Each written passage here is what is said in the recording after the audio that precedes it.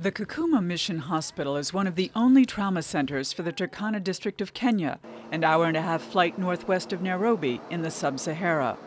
The hospital is staffed with just 4 doctors and 20 nurses. One of the physicians is Kevin Flanagan of the Catholic Medical Mission Board. He's also a priest. It's a 68-bed hospital. It's mostly for surgical patients. Hi, Mama. Ichok.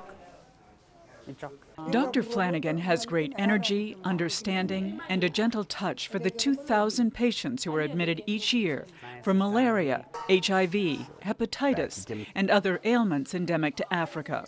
The children's ward is filled with children suffering from these diseases, many of them curable with the right treatment.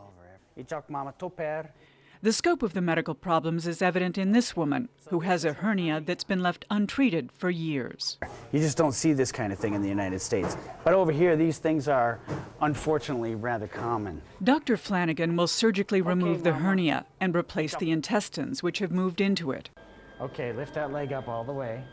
In all, 800 surgeries are performed here each year. The medical staff will also treat 70 outpatients each day. They do it all despite deep debt and limited facilities. This is the delivery room. It's pretty Spartan where they deliver their babies, but it's a lot better than out in the bush. This mother delivered her baby by cesarean 6 days ago. Look at it. How are you doing, Mom? I'm okay. I'm still healing the wound. There's also a casualty room. This is where you would get anything from a spider or a scorpion bite, from multiple gunshot wounds, stab wounds, everything. You see it all here. And it's what the nurses see that makes their contribution so valuable. They recognize diseases Western doctors don't diagnose every day. So many times the nurses here will be able to help you with the diagnosis, because a lot of the Western doctors that come over are not accustomed to the diseases that the patients have here. And the nurses, many times, if they're well trained, will help you actually in diagnosing the patient. And so the nursing needs we have here are very great. Our arrival caused great excitement because we brought word that philanthropist Marty Silverman wants to recruit African nursing candidates who could be trained in Albany, then sent back to help their native people. Nancy Riungu and Philomena Chepcourier got all dressed up to meet us before changing into their scrubs and assisting with surgery. Nancy, go ahead and start an intravenous on her, okay? Nancy and Philomena are community nurses with 3 years' experience. For both, training to become registered nurses or licensed practical nurses in the United States is something they can only dream about. Would you be happy living in the United States for a while? Very happy. Very happy. Why is that?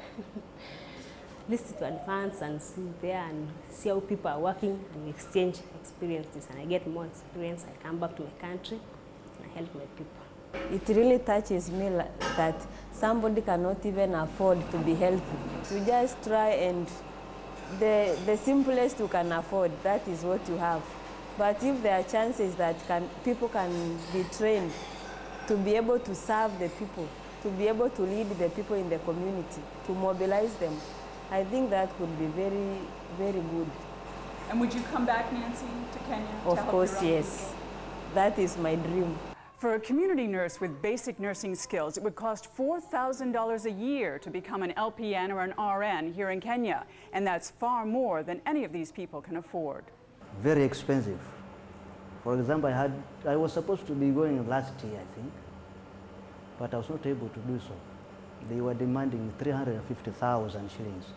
That's between $4,000 and $5,000. How does it feel, Moses, when you know you can help people, your own people, as you do?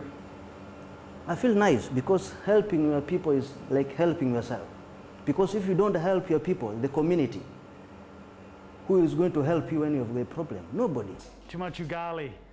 You could say there was some divine providence that brought us to this hospital. Okay. I said, this is an answer to my prayer. The night before, the very night before, I had seen a couple of our nurses working on the computer, trying to get computer skills.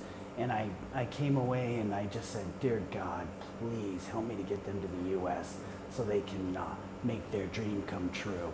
When you told me about Marty and him wanting to help out, I just said, oh my God, this is a godsend.